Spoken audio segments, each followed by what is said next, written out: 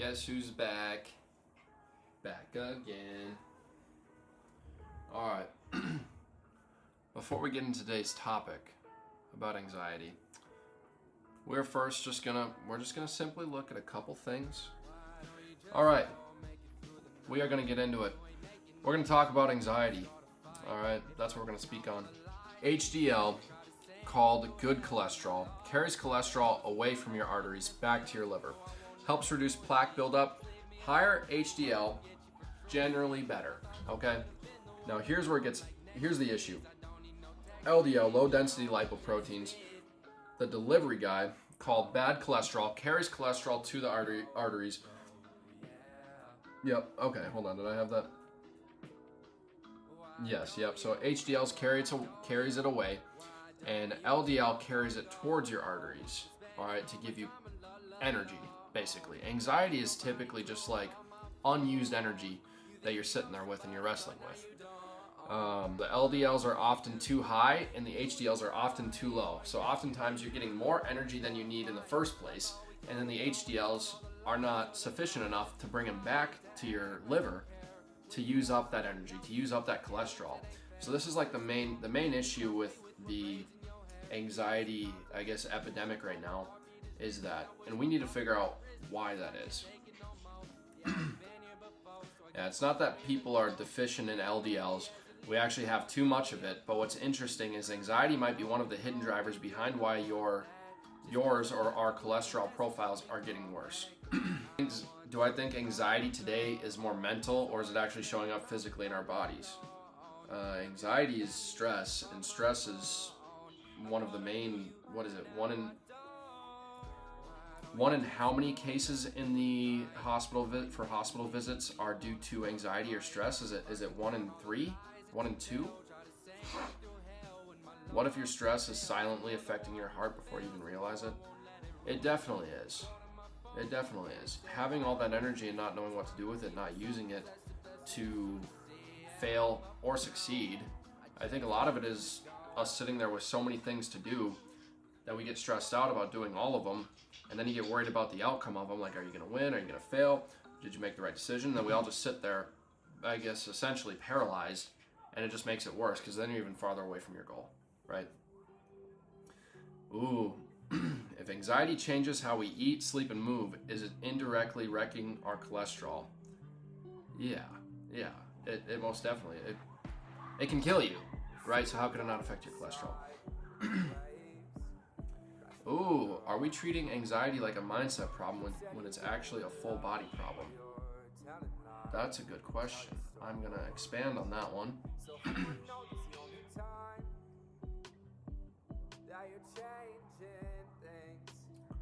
Okay, yeah, 1 in 3 hospital visits, for the most part, are stress-related issues, right? So it still might be like a physical ailment, but it can be caused by a mental ailment of anxiety, which is very interesting, something to note.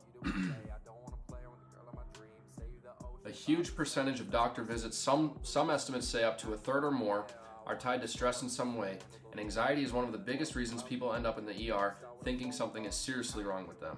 I read this morning in this book right here, a gentleman who had a stomach ulcer, and he was told he only had a couple months to live, not even actually, I think it was a couple weeks, that because it was growing so much and it was so bad, he ended up just booking a trip, going to Europe.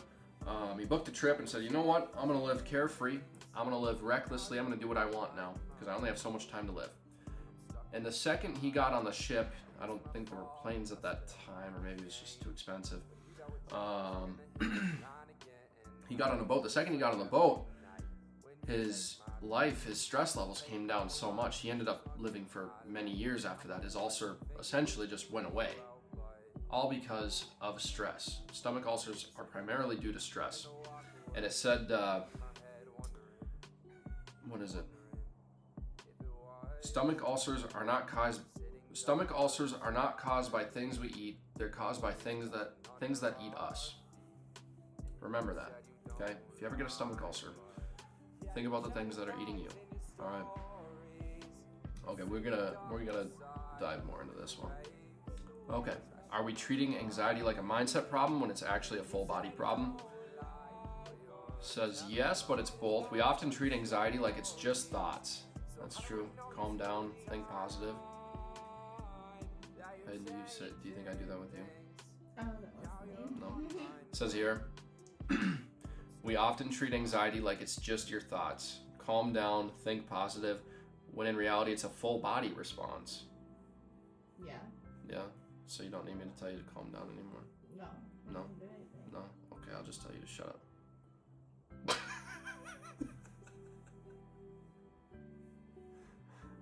And maybe give you a back massage or something.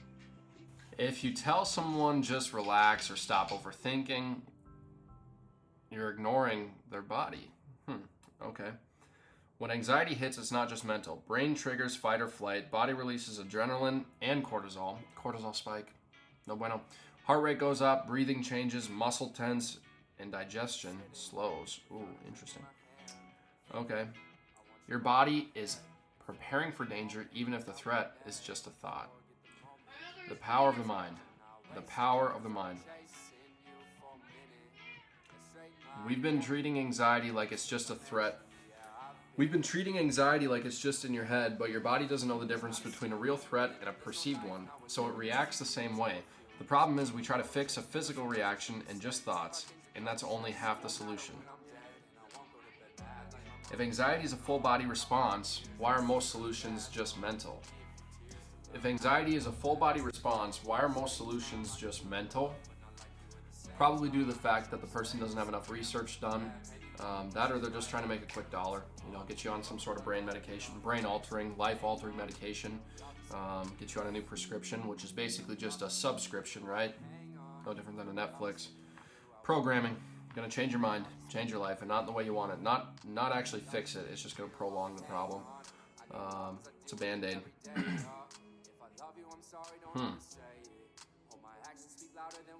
What would treatment look like if we took the body as seriously as the mind? I think that would look like working out, right? Going on walks, reading. And I guess reading is still for the mind, but reading puts your whole body in a relaxed state typically, so it's obviously much more than that. Eating correctly. Social media. Stay off social media. It all goes back to social media, I swear. It all goes back to social media. Get off of it. Average daily phone screen time, 4.5 hours a day. Global average. In the US, 5 to 6 hours a day. Oof. Okay. 75 to 90 days per year on your phone. We spend roughly 75 to 90 days a year on our phone. That's wild. Average daily social media input, 2 to 2.45 hours globally. Younger demographics, my audience, 3 hours. 30 to 45 days a year on social media alone. How many days is that averaged over the course of the average lifetime? 80 years, 78 years? If you spend 5 hours a day on your phone for 68 years, which is, you get your phone at 12, right? So then you have it for 68 years. If you spend 5 hours a day, that is 1,800 hours a year, 124,000 hours in your lifetime, which equates to 5,200 days or 14 years. 14 years of your life on your phone. Social media alone, 2.5 hours a day on average. Ooh, almost 1,000, or just a little over 900 hours a year. 62,000 hours in your lifetime. 7 years. 7 years of taking input and just nothing but consuming from other people and their ideas and their beliefs. I guess it's not. So, well, then it's like, well, Lincoln, what would you rather have? Like, oh, you want us to read a book? And it's like, are you also taking in their ideas and beliefs? Like, well, yeah, but obviously it takes much more focus and a much smarter person to write something, a book this thick, rather than make a 40-second Instagram post or Facebook, right? I mean, all you gotta do is have AI and you can seem educated on anything like that. Maybe that's all I am, right? Maybe that's all I'm doing. Huh. Look at that. According to this chart on ChatGPT, it has risen. I wonder how much these overlay.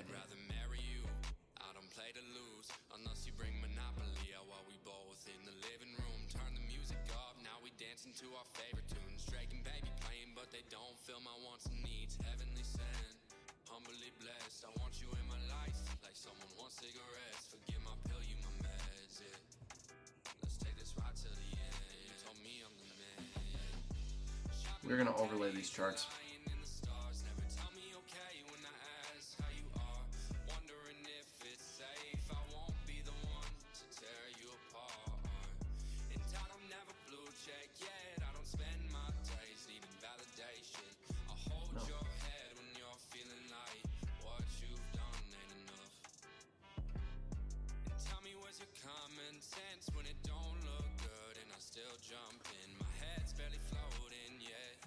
Look at these charts, man. Anxiety from 2016 to 2026, how much it's risen. So that's anxiety. And then look at cell phone usage. They've gone up almost exactly the same. That's great. Oh, that is nuts. Who would have thought? Who would have thought that spending a bunch of time on your phone doing nothing would cause you to feel paralyzed and anxious about the world around you? Guys, this is what we're talking about. You need to get off of social media. You got to get off of social media. All right?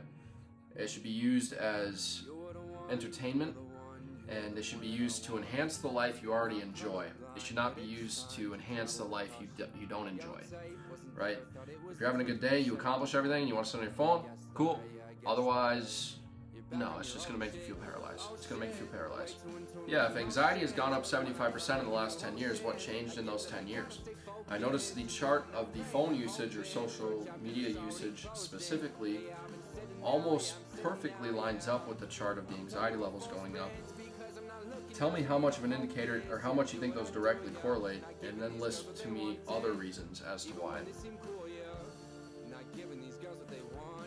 We're learning together, guys, okay? We're learning together.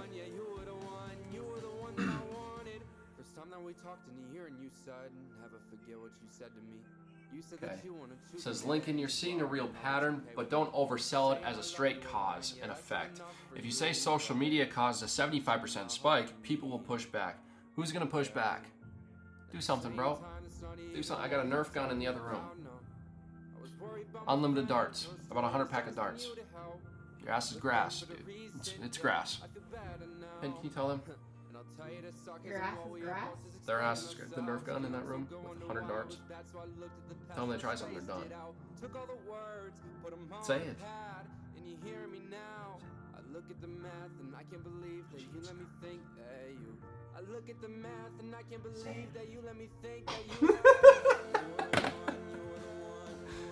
Okay.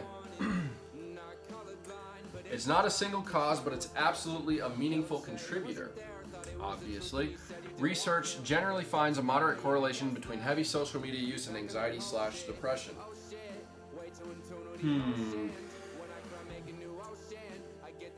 Heavy users are more likely to report anxiety symptoms. Yep. Okay. It's constant comparison. Social media is constant comparison. Whether you mean to or not, you are constantly comparing, and you're constantly being marketed to. Okay, that's all it is. It's just a marketing haven for all the big capitalists that a bunch of, feminist girls just hate. Even though they keep going to Target, though. They keep buying an iPhone, using all the products that they claim to not like from people they don't like, but they keep buying them. I can't wait to see a feminist, well, you wouldn't actually see her, if she actually, did what she believed. It's like, oh, the big corporation, screw big corporation. It's like, why aren't we seeing more of them ditching their phones, ditching their life, and building a small hut in the forest somewhere and cooking out of, I don't even know, like a rock? Use a rock as a grill? Like, good luck. You're not going to get away with living today like anyone else, or at least like the cumulative average. You're not going to live like that at all and not support big business. Okay? Unfortunate reality. If it was up to me, I would just go to the fucking woods. Excuse me, I didn't have to cuss there. I would just go to the goddamn woods.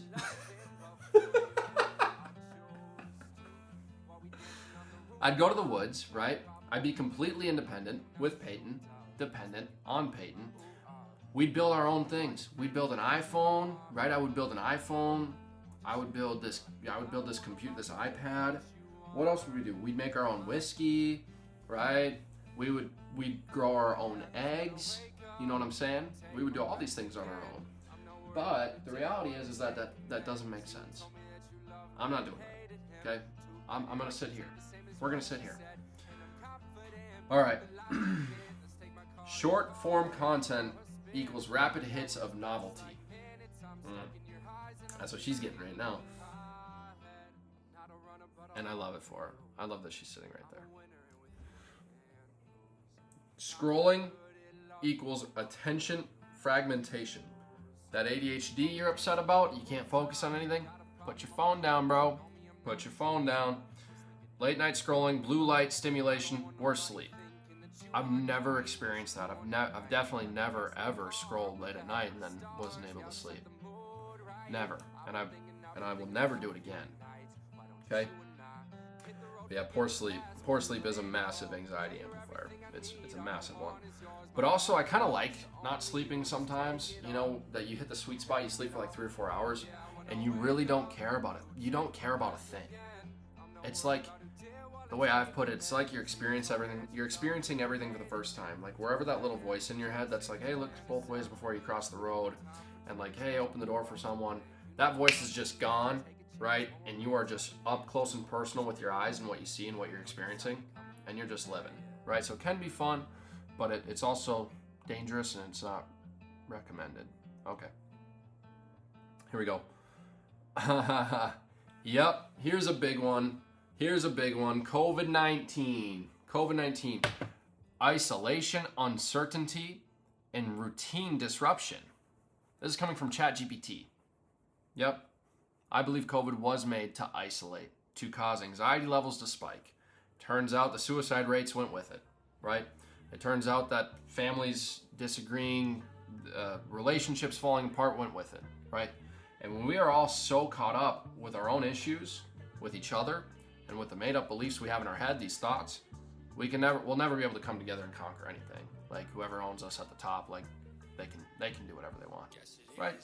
And as long as I get my new iPhone every year, as long as I get the drink I want, keep doing it, bro, right? Peanuts and circus. Okay, I'll be happy.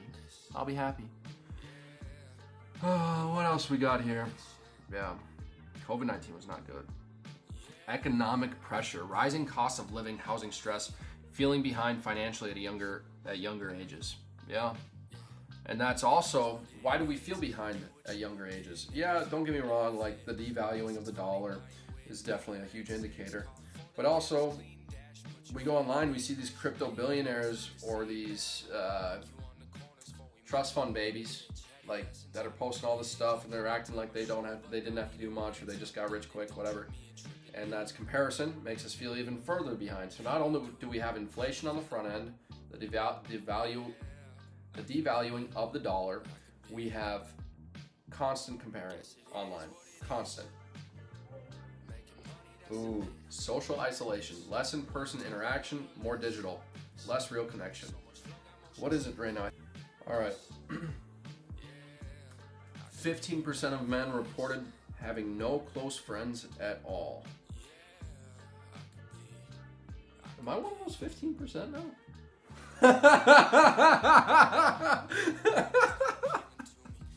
Well, you know, it'll get like that. Maybe I should be taking my own advice. Okay. It's unrelated. Okay. Fewer deep, reliable friendships. Late teens to early 20s. Fewer deep, reliable friendships. Yep. Surface level connection, more acquaintances. Many report they don't have someone they can call in a crisis. Okay, that's not true for me. I got a couple people. None that'll pick up, but I can call them, right? They'll watch it ring. A growing number of young men don't have a single deep, dependable relationship. In the last 30 years, the number of men with no close friends has gone up 5x, and a lot of young guys today don't actually have someone they could call if things got real. I would call my other 10 personalities, they'd show up in 5 seconds. I'd have an army. That's the difference between you and me. You don't have anyone to call, I got 10. All in this room. 11 if you count my girlfriend, right? Yeah. Okay, yeah. I was holding this pen up to the side. I was like, right, you know.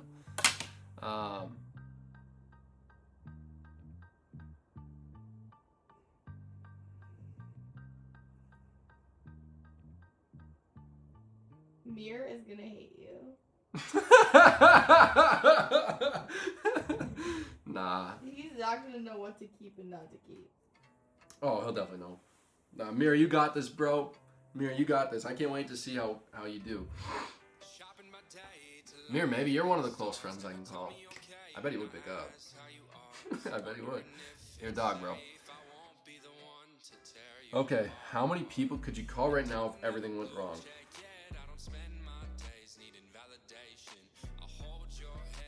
I don't know. Yeah. No, I'm fine. How about you? For what? How many people could you call? If everything went wrong, you need to go somewhere. How many people could you call? You got plenty. Yeah, you got plenty of people. Yeah, she's got plenty.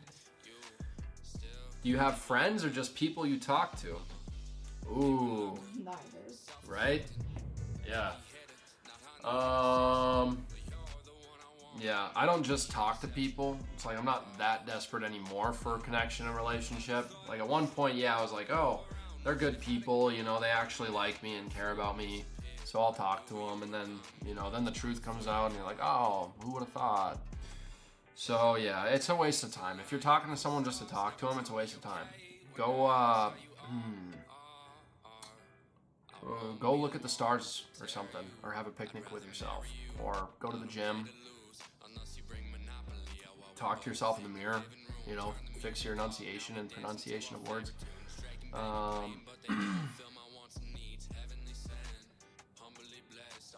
Okay. Ooh, yeah. Stack it up, chat. Let me see. He asked me if I want him to stack it into a powerful segment about male loneliness, anxiety, and social media. Social media, a combo that hits hard right now. Let's see this.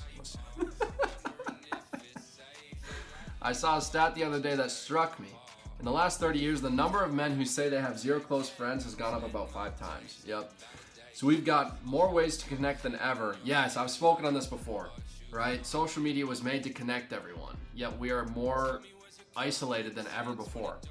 Interesting, isn't it? Makes you wonder if it was ever here for connection. Or is it made to divide us and make us more opinionated about things and then thus to have a worse relationship, right? So we've got more ways to connect than ever, but somehow fewer real connections. And I think that's where this starts, because if you really think about it, how many guys actually have someone they could call at 2 a.m.? If everything went wrong, how many people could you call at 2 a.m.? Not text, not scroll, or distract yourselves with some dopamine hit, right? An actual call. And I think a lot of people would realize they don't have a lot. And I'm sorry. If that's you, I'm sorry. But you got to do the work. You got to do the work it takes to find those people. It's tough out here. It's tough to find good men. It's tough to find good women. It's short on all ends, right? There's a short end of the stick everywhere. It's tough to find good men. It's tough to find good women, at least right now. Maybe one day it'll get better. We can hope for a better tomorrow, but unfortunately all we have is today. Social media is going up every year. Social media usage and anxiety is going up every year. And at the same time, real friendships are going down. Social media is going up every year. Anxiety is going up every year. And at the same time, real friendships are going down. So what's happening? Oh, we've replaced depth with access. This is good. You can talk to 100 people in a day now, but not really talk to any of them. You can see what everyone's doing, but no one really sees you. And for men especially, there's this weird unspoken rule. Don't open up much. Don't be the guy who's struggling, and keep it surface level. So what happens? You've got stress building up, no real outlet, and then you open your phone and you sit there paralyzed, right? You don't deal with it, and you can't deal with it sometimes. There's no one you can talk to. The best way to get through something is talking through it with someone, having someone that can tell you, hey, you know, I believe in you. You can do this, and if not, I'll still be here, right? Yeah, and you go and consume everyone else's life on social media, right? You see how great everyone is doing. How miserable. This trap we're in, how miserable is this? Yeah, you see people winning, people traveling, people succeeding, and your brain starts doing what it does, comparing. You can't control that. When you're on social media, you cannot control it. Yeah, social media is not the villain by itself, but it's definitely filling the space where real connection used to be. Instead of calling your friend, you scroll. Instead of talking it out, you distract yourself. Instead of sitting in peace, you escape it. Excuse me. Instead of sitting in it, you escape it, whether it be peace or not. Like, the thing is like, we don't have times where we reflect and go to war in our heads. We don't have the moments where we go to war in our heads to figure out what we want.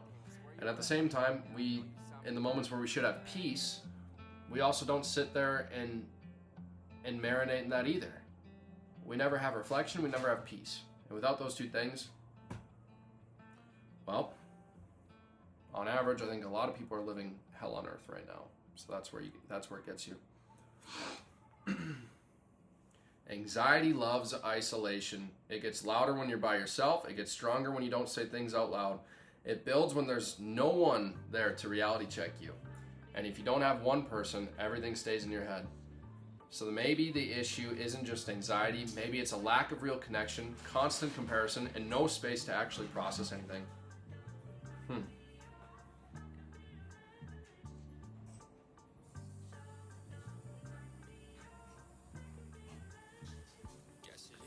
Who do you actually have? Not followers or viewers or people you Snapchat. Who do you have? Because if you had one real person, someone you could be honest with, someone who actually knows what's going on in your life, I think a lot of people would feel a lot less anxious. Call someone, build a relationship.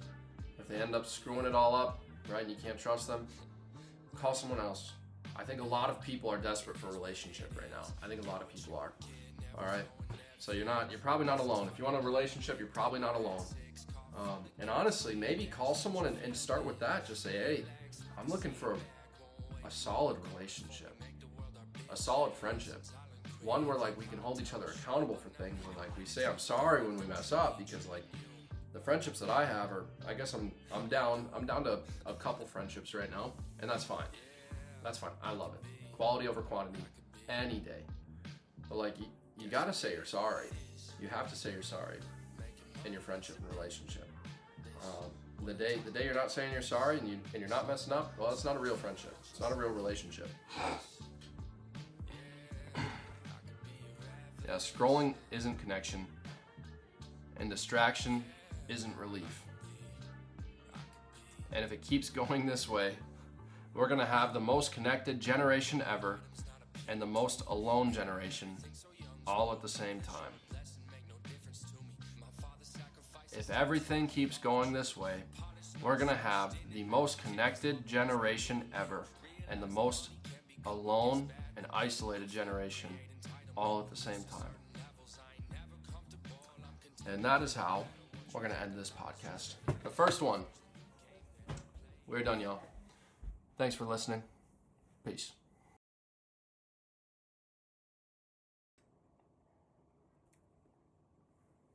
Hey, does my cut look alright? Baby, just chopped up enough. Alright. That's a no. We don't care though, we're unfazed. And he stands there, unfazed.